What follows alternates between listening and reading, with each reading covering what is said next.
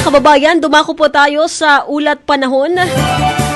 Bahagya pang lumakas ang bagyong Marce habang nasa katubigang sakop ng Pilipinas, partikular na sa silangang bahagi ng Isabela. Ito'y batay sa Tropical Cyclone Bulletin No. 7 na ipinalabas ng Pag-asa ngayong alas 5 ng hapon, November 5, 2024.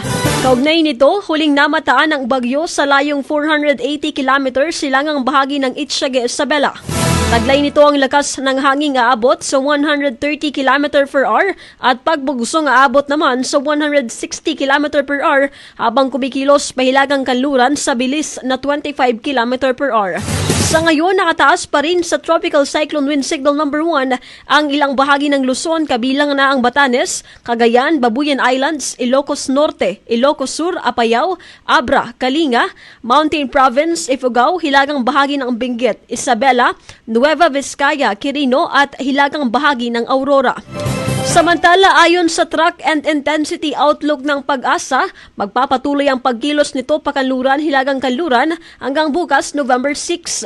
At may posibilidad rin na maglandfall ang bagyo sa bisinidad ng Babuyan Island o sa hilagang bahagi ng mainland Cagayan sa araw ng Huwebes, November 7. Yan na po ang lagay ng panahon. Mga kababayan, 3 minuto makalipas ang alas 6.